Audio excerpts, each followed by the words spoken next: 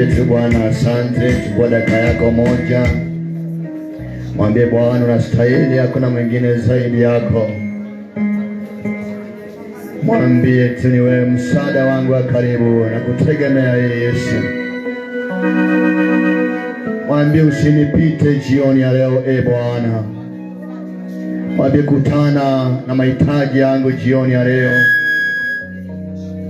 Akutane na haja ya moyo wako jioni ya leo. Mwambie Bwana na kiu nawe, Bwana majeshi, na kiu nawe, unisaidie, uniongoze, unitie moyo wa kusonga mbele. Licha nahisi kuchoka, lakini mwambie Bwana unitie moyo wa kusonga mbele. Amen. Haleluya. Tutaketi tu kwa sababu ya muda.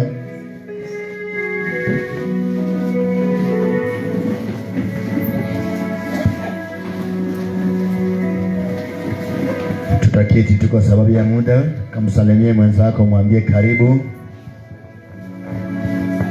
Karibu. Mwambie Yesu anakupenda zaidi. Yesu anakupenda zaidi. Mwambie wewe ni mtu wa maana, ndio maana umepatikana mahali hapa. Amen. Haleluya. Kwa majina naitwa Pastor Steven Lidwe. Amen. Kanisa liko Mlango Kubwa. Haleluya. Na Bwana amenijalia nifike mahali hapa jioni ya leo. Amen. Na Mungu amenipa ujumbe mzuri sana kwa yule ambaye atanielewa, atafaidika. Sema amen. Amen. Kwa yule ambaye atanielewa, yes, atasaidika. Amina. You know the Bible says my people perish for the lack of knowledge. Yes. Amen.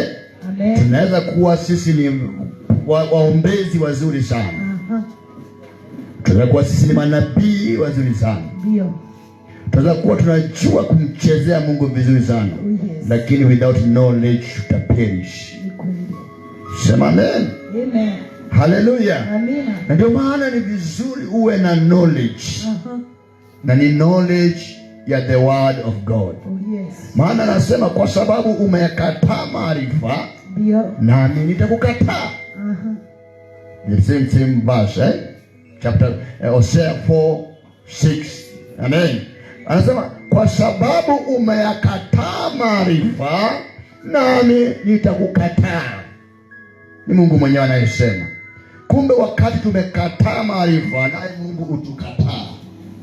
Lakini na wacha tukiyapenda maarifa, nasi tutakubalika na Mungu. Na ndio maana tunaweza tukadansi sana, lakini kama tuna knowledge, bado shetani atatupiga.